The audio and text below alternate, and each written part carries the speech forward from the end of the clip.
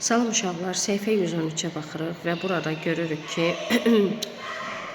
deyir ki, əvvəlki mətnə baxın və orada tüm təriflərlə verilmiş sözləri intensifierlər, gücləndirici zərflərlə bağlı, hamısı zərf olmur, düzdür? Yəni onlarla bağlı bu qaydaları tamamlayın. Burada comparison, müqayisə dərəcəsində uşaqlar, much, slightly, a little, a bit, bunların mənaları bir-birinə yaxındır. Much xeyli deməkdir, slightly, a little, a bit. Bunlar isə deməli bir balaca deməkdir və onlardan sonra nə gəlir? A bit, a little, far, a lot. Yəqin burada far, a lot var. Far, a lot. İşte gəl comparative gəlir. Yəni müqayisə dərəcəsi quite almost. Quite almost. Ondan sonra nearly. Nearly. Yəni mətndə gördüyümüz. Ondan sonra just. Bunlardan sonra bizdə nə gəlir? Əzəz gəlir və by far və easily'dən sonra isə üstünlük dərəcəsi gəlir. Uşaqlar deyir ki, intensifierlər, gücləndiricilər, yəni çox, həddindən artıq, olduqca, kifayət qədər və s. Yəni bunlar ingilis dilində intensifierlər gedir və bu sözlərdən sonra müəyyən bir qrup söz var ki, onlardan sonra sifət adi dərəcədə olur. Eləsi var ki, onlardan sonra müqayisə dərəcəsində, eləsi də var ki, üstünlük dərəcəsində olur. Bəs biz bunu necə öyrənək? Təbii ki, əzbər. Ancaq əzbər öyrənməklə yadımızda qala bilər. Bunun başqa çarəsi yoxdur. İndi isə deyir ki, 138-ə gedin və qaydaları öyrənin. Ondan sonra isə gəlib, geri qayıdıb bu 4-cü, 5-ci çalışmaları bir yerdə eləyəcəyik. Gəlin bir yerdə gedək. Və uşaqlar, deməli, müqayisə dərəcəsində istifadə olunan gücləndirici sözlər, deməli, mən hansı rəngi seçim? Bunlardır, baxın, işarələyirəm. Much, far, a lot, slightly, a bit, a little. Deməli, much, far, a lot, slightly, a bit, a little. Bunlardan sonra əgər sifət gələrsə, mütləq biz onu müqayisə dərəcəsində verəcəyik. Mütləq, başqa cür mümkün deyil. Və sadəcə mənasına fikir verək ki, much, far, a lot, xeyli, olduqca kimi tərcümə oluna bilər. Bu digər üçü isə slightly, a bit, a little, bir balaca kimi biraz. Yəni fərqin daha az olduğunu göstərməkdən ötürü, much, far, a lot isə daha böyük fərqin olduğunu göstərməkdən ötürü istifadə olunur. Məsələn, elə nümunələrə baxaq. Bu proqram deyir, digərinə xeyli bahadır. Xeyli, far more expensive. Amma burada isə deyir ki, mənə görə ingilis dili biraz rus dilindən bir balaca daha asandır. Sonra programs in trade school are much shorter than four-year colleges. Deyir ki, proqramlar trade schoolda, bu ticarət məktəblərində 4 illik məktəblərə baxmış nəzərən daha qısadılar, xeyli qısadılar. Yəni fərqin bu iki məktəb arasında fərqin çox olduğunu göstərir. Amma deyir, the course is a bit more difficult than I expected. Kurs mənim gözləndiyimdən bir balaca çətin idi. Yəni mən gözləyirdim ki, o çətin olsun, amma o mən gözlədiyimdən bir balaca çətin idi. Və yaxud da o gözləyirmiş asan olsun, bir balaca gözlədiyimdən çətin imiş. Və uşaqlar, əz-əz bilirik ki, sifətdə biz öyrənmişdik. Əz-əzlə sifət həmişə nə dərəcəsində işlənir? Mütləq adi dərəcədə və görək ki, bu sifətlər hansı gücləndirici intensifierlardan sonra sifətlər özündən sonra əz-əzi və təbii ki, əz-əzin də ortasındakı sifəti adi dərəcədə tələb edir. Bu sözlərdə ancaq və ancaq biz əzbər öyrənməklə yadımızda saxlayacağıq. Hansı sözlərdir? Not nearly, nearly, almost, not quite, quite just. Okay? Not nearly əzbər öyrənəcəyik. Nearly, almost, not quite, quite just. Əslində burada nearly, almost, quite just. Sadəcə 4 dənədir. Sadəcə olaraq böyük fərqi göstərməkdən ötürü biz not, buradan nearly-nin qabağına not əlavə edirik. Əgər kiçik fərqi göstərmək istəyiriksə, biz nearly-ni istifadə edirik notsuz. Və yaxud da not quite. Eyni olduqlarını göstərmək üçün, mənaca eyni olduqlarını göstərmək üçün quite just daha bir balaca fərq olmaqdan ötürü not. Yəni ümumilikdə əzlə işlənən bizdə hansılardır? Nearly, yəni belə qruplaşdıra bilərik, sizin üçün asan olsun. Nearly, almost, nearly, almost, quite just. Quite just. Cəmi 4 dənədir. Hansılarda necə olur bunlar 6 dənə olur? Nearly ilə quite notla istifadə olunur. Not nearly, not quite. Okay? Mənasını da cümlədən özünüz tutacaqsınız da uşaqlar.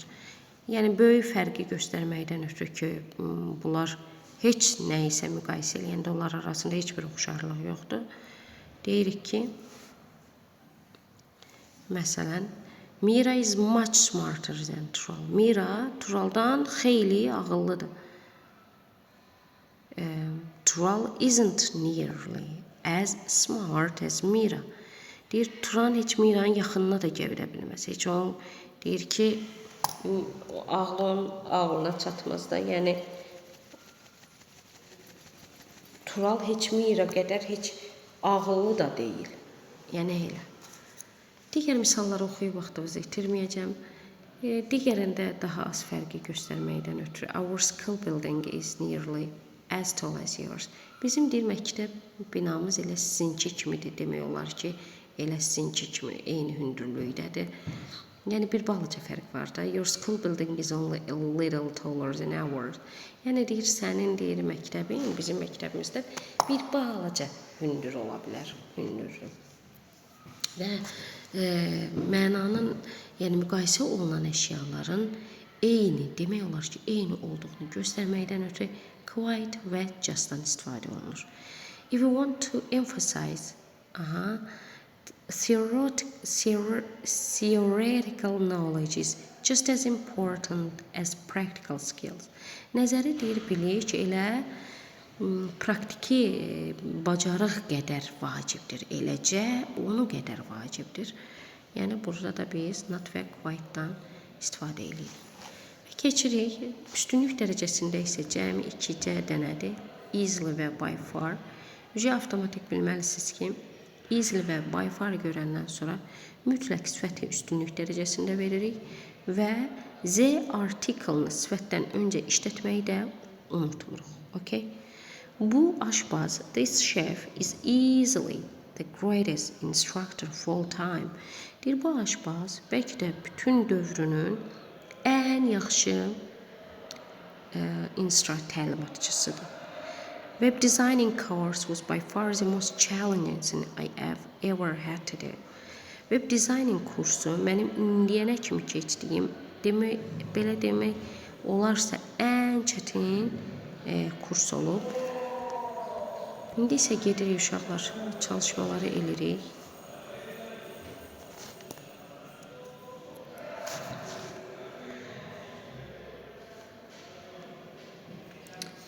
Və baxaq.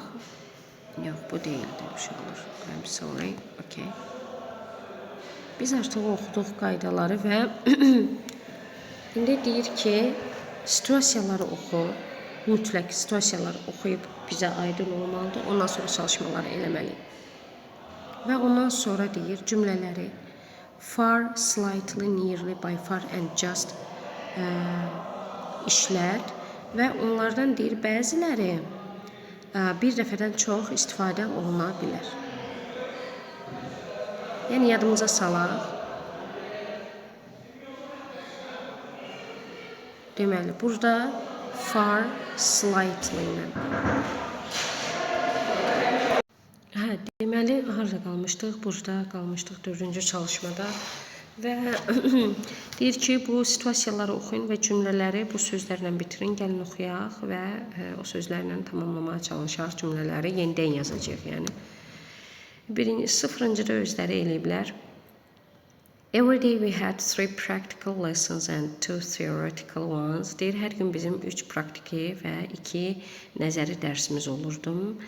İndi bunu necə deyəcəyik? In my school, mənim məktəbimdə, we had slightly more practical lessons and theoretical lessons. Deyir ki, mənim məktəbimdə praktiki dərslər, nəzəri dərslərə baxanda bir balaca daha çox idi. Yəni, uşaqlar 3 dənə praktiki idi, ona görə 2 dənə də nəzəri, ona görə də bir balaca ilə, slightly ilə. Sonra, we both have 5 lessons today. Bizim hər ikimizin 5 dərsimiz var bugün. I have just. Bura bilirik ki, as-lə hansılar istifadə olunurdu? Just istifadə olunurdu və nearly istifadə olunurdu. Far slightly üstünlük müqayisə dərəcəsidir. By far isə üstünlük dərəcəsidir uşaqlar. Deməli, I have burada olacaq. Mən rəngi dəyişim. Just as many lessons as you have. Actually. Mən deyir, elə sənin qədər dərslərim var. I'm very good at cooking. Mən yemək pişirməkdə yaxşıyam. For me, culinary school is dediyi hansı üstünlük olacaq? Bu üstünlük olacaq. By far the best choice ever. Deyir ki, mənə görə kulinariya məktəbləri ən yaxşı seçimdir. I can learn by practicing easily. Mən praktis eləyərək öyrənməyi daha asan öyrənirəm. Theory is very difficult for me. Teoriya, nəzəriyyə mənim üçün çox çətindir. Learning theoretical knowledge is far, çünki çox çətindir də, düzdür, həddindən artıq çətindir. More difficult than learning practical skills. Deyir ki, nəzəri bilikləri öyrənmək, praktiki bilikləri öyrənməkdən daha çətindir, xeyli çətindir. 4-cüdə Jason has been an instructor for 7 years, Kelly for 6 years. Deyir, Jason 7 ildir ki, müəllimdir, Kelly isə 6 ildir. Görürsünüz, arasında elə bir fərq yoxdur. Ona görə də deyir ki, as var, ona görə də nearly istifadə eləyəcək. Kelly is nearly as experienced as Jason. Kelly elə Jason qədər təxminən demək olar ki, onu qədər təcrübəlidir. Last year 150 students graduated from the school, but this year 160. Deyir, keçən il məktəbdən 150 tələbə bitirmişdi. Bu il isə 106. This year is slightly. Bir balaca fərq var da, düzdür uşaqlar. Bir balaca fərq olduğuna görə elə biz burada yenə də nəyə qoyuruq? Slightly. Deyir ki, bu il keçən ilkinə baxanda, müqayisə eləyəndə bir balaca daha çox tələbə, bir balaca çox tələbə məktəbə bitirib. I'm sorry guys, I'm sorry. Və indi 5-ci çalışmada isə nə edirik uşaqlar? Yenə də deyir ki, cümlə verilib və ondan sonra oxşar cümlə quracağıq, amma mötərizədə istifadə olunmuş sözlərdən istifadə eləyərək. Our school building is a bit taller than yours. Deyir, bizim məktəbin məktəb binası sizinkindən bir balaca hündürdür. Your school is quite ilə hansı istifadə olunurdu? As tall as ours. Sizin məktəbiniz bizim məktəb kimi demək olar ki, hündürdür. Quite-nan as istifadə edirdi uşaqlar.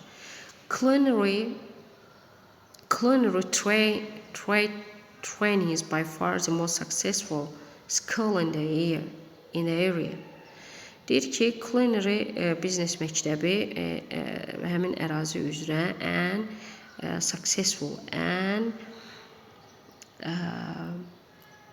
uğurlu məktəbdir. Other schools in the area. Digər məktəblər isə deməli successful deyil də, düzdür. Is not nearly, is not nearly inkarda verəcək. As successful as-lə. As successful necə yazma? Uşaqlar bildiniz də, as successful as culinary training school. Okay, belə yazacaq.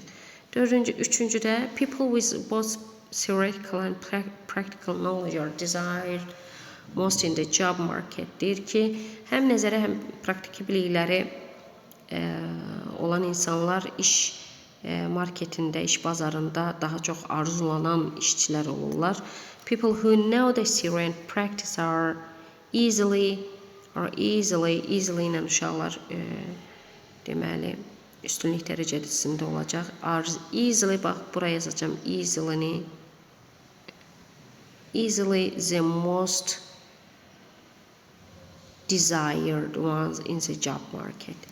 Yəni ki, teoriyanı, yəni nəzəriyyəni və təcrübəni bilən insanlar iş bazarında ən çox arzulanan işçilərdir. Designing has become by far the most popular field in vocational school. Designing peşə məktəblərində ən məşhur sahəyə çevrilib. Designing is far more popular is, belə yazacağım, far more popular farla müqayisə than in other fields in vocational skills. Və deyir ki, peşə məktəblərində digər sahələrə nisbətən designing daha məşhurdur. Və sonra Venn diaqramından istifadə eləyin, deyir aşağıdakı mövzular üzrə və report hazırlayın. Müqayisə və üstünlük dərəcəsini istifadə eləyin. Bu, həmin keçdiyimiz intensifier sözlərlə, gücləndirici sözlərlə. Uşaqlar, buna ehtiyac varsa deyirsiniz, hazırlayaram, amma adətən belə tapşırıqları eləmirlər. Görək növbəti səhifə nədir uşaqlar? Növbəti səhifəmiz grammar 1-dir. Bunu isə gələn dəfələrdə eləyəcəm uşaqlar. Sağ olun, bəyənin, abunə olun, paylaşın, gözəl kommentlər yazın. Sağ olun.